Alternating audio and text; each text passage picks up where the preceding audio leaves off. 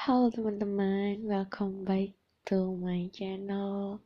Ini jam 23.07, tanggal 13 Desember 2020. Pasti kalian di sini bakal ngira aku memulai part 1 yang about toxic relationship. Sebenarnya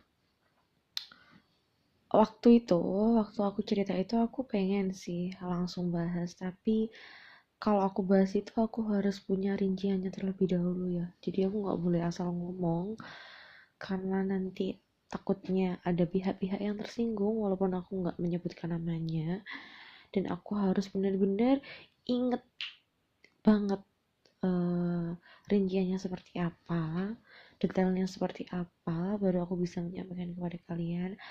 Oke, hari ini mungkin aku bakal sekedar berbincang-bincang aja sih. Hmm, Kenapa sih kadang itu seseorang, ini temanya gini ya guys, kenapa seseorang bisa terjebak dalam toxic relationship? Aku berani bilang kayak gini, aku berani mengutarakan hal seperti ini karena yang pertama, aku sudah pernah merasakan.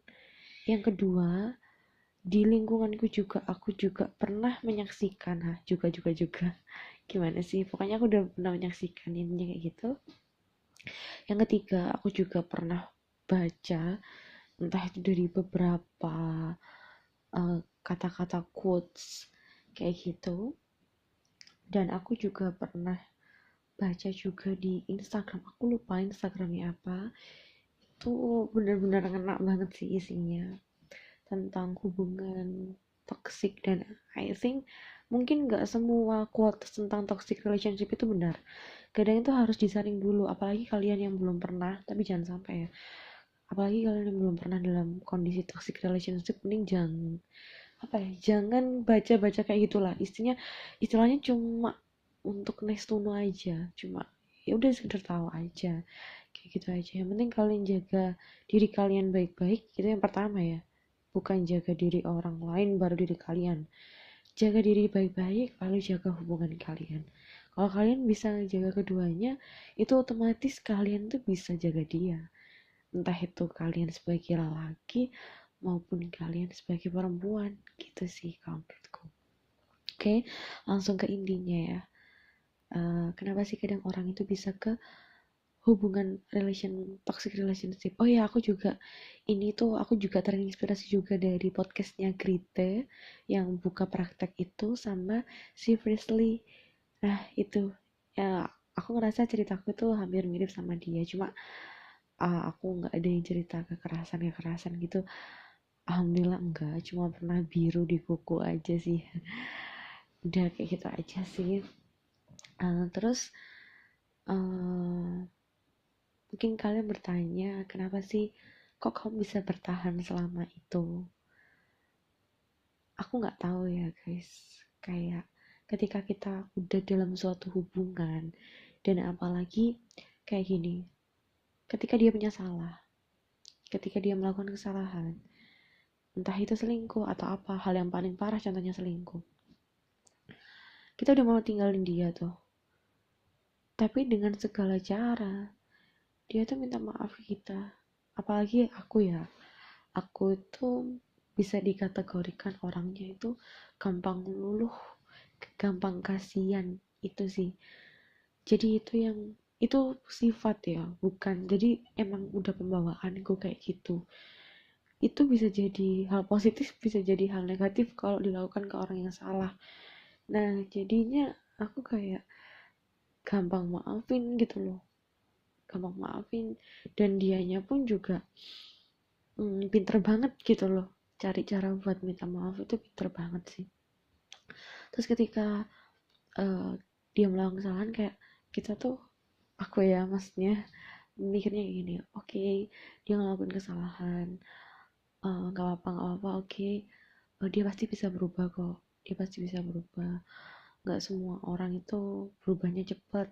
Aku sih dulu awalnya mikir kayak gitu, oke, dia bisa berubah. Lama kelamaan aku ngelakuin kesalahan lagi, aku tetap yakin oke, dia bisa berubah, aku yakin dia juga orang baik, dia bisa berubah kayak gitu. Terus sampai ada di titik akhir kayak bener-bener udah gak kuat, kayak rasanya bukan apa ya, nggak cuma ngebatin aja tapi itu udah ke kondisi fisikku sih,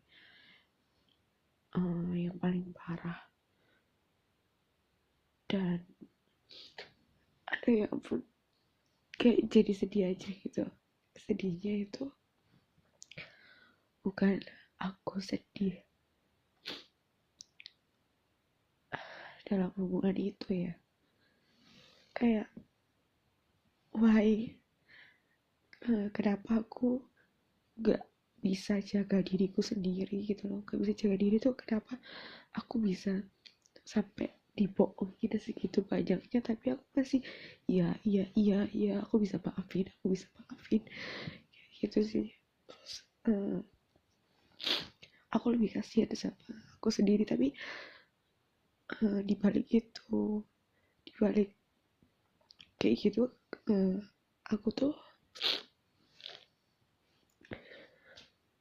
bangga gitu loh dengan diriku yang sekarang, yang alhamdulillah ya aku bisa keluar dan aku bisa benar-benar sembuh dari hal itu. Cuma kalau inget itu yang nggak tega, yang bikin nangis itu karena betapa bodohnya aku ketika aku tuh lebih mementingkan perasaan orang lain daripada kondisi fisikku sendiri, kondisi hatiku sendiri, kondisi mentalku sendiri. Itu sih. Oke, udah ya. Itu benar-benar spontan. Oh, jangan nyangka sih kalau aku ingat itu bisa nangis. Buat kalian ya, kalau kalian lagi berada di toxic relationship, coba deh sekali jangan pikirin orang itu, pikirin diri kalian sendiri, gimana sakitnya diri kalian sendiri, gimana kalian berusaha buat bangkit dalam kondisi sakit itu. Kalian itu kayak bisa, kamu tuh kayak harus bisa nurutin omongan dia gitu loh. Sebab aku udah agak gak fokus ya, karena kalau ingat itu kasihan sama aku sendiri, bukan sama orang lain, sama aku sendiri. Kayak aku egois sama diriku sendiri tapi itu nyakitin aku sendiri gitu loh guys. Itu sih ketika kita dalam toxic relationship. Oh ya, satu lagi, kalau dalam kondisi toxic relationship kayak gitu ya, kita tuh oke, kita dengerin omongan orang lain, kayak kita tuh dicurhatin temen, dikasih tahu temen kita ya, dia tuh gini gini, kamu tuh gak pantas, kamu tuh udahlah cukup, kamu pergi aja. Kita tuh waktu dicurhatin pasti kayak iya iya iya sih, oh iya, oh iya. Tapi ketika kita udah balik lagi sama dia kayak oh ya ampun, iya ya, kita tuh udah lama, masa iya kita tuh mau bisa kan, kasihan udah lama. Dan ini ya yang paling jadi pertimbangan itu masalah waktu, apalagi kalau udah bertahun-tahun. Itu pasti masalah waktu tuh menjadi pertimbangan yang sangat penting. Karena kayak gini ya, aduh aku tuh males kenal orang baru, aku tuh udah tahu kamu, kayak kamu udah tahu aku juga. Itu yang bikin kita itu stuck di hubungan yang toksik itu. Terus sama, oh ya, apalagi kalau udah sama-sama nyaman. Nah, nyaman ini bisa dikategorikan jadi dua loh. Nyaman yang emang baik, emang benar-benar kalian nyaman, atau nyaman yang memang kalian tuh dipaksakan. Kalian nyaman tapi kalian tuh dipaksakan gitu loh. Kalian ngerti gak sih? Kayak kalian nyaman tapi oh iya, aku nyaman sama dia. Kenapa? Karena aku udah lama sama dia. Bukan nyaman karena kamu sayang, karena kamu nyaman sama, karena udah lama dan karena udah terlanjur, istilahnya kayak gitu. Itu yang bikin banyak perempuan di luar sana itu mikir berkali-kali untuk memutuskan hubungan itu. Dan bahkan banyak banget orang yang nggak bisa keluar dari hubungan toxic relationship karena emang bener-bener susah guys, jujur ya, susah banget. Bukan susah move on sama orangnya ya, tapi sama hubungannya itu loh, karena udah terlanjur di circle itu, udah terlanjur nyaman, udah terlanjur tahu satu sama lain, itu ya bikin kalian itu mikir pasti. Nah ya, mungkin itu aja ya sekilas dari kenapa sih kadang orang bisa bertahan dalam hubungan toksik. Maaf kalau misalnya tadi aku juga gak tahu kalau misalnya sampai nangis kayak gitu guys. Sumpah ini tuh aku tuh suka bikin podcast kayak gini malam-malam sambil rebahan kayak gitu. Ya emang aku belum ada effort yang lebih, tapi seenggaknya di sini aku bisa berbagi ke kalian biar kalian itu nggak kayak aku kayak gitu loh. Oke, kalian pernah diselingkuhin gak apa-apa. Sekali, sebenarnya sekali itu harusnya ditinggalin ya guys. Udahlah maksimal 3 kali kalian out. Kalau kalian terus-terusan nanti kalian bisa kayak aku. Jangan sampai kalian kayak aku. Oke, baiklah. Udah kayak presentasi ya. Cukup sedikit dulu aja tentang hal ini ya, toxic relationship.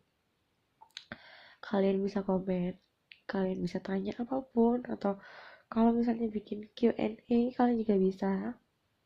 Untuk part-partnya aku bakal mikir 2 kali lagi ya guys ya, karena kenapa sih, oh ya satu lagi aku punya bocoran kenapa aku belum mau juga part itu, karena akhir-akhir ini ya, jujur beberapa bulan akhir ini si anak toxic ini lagi ganggu gitu loh guys.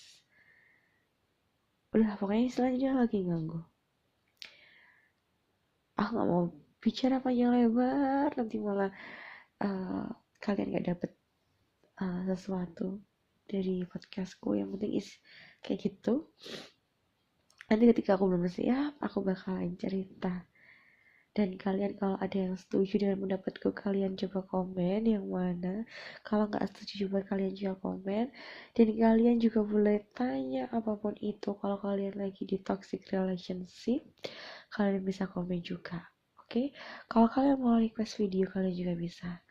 See you, stay happy, dan kalian harus stay healthy juga. Jangan lupa jaga protokol kesehatan di masa pandemi COVID ini. Jangan lupa minum vitamin, makan yang banyak, olahraga teratur. Jangan lupa kesehatan hati dan mental. Goodbye, see you.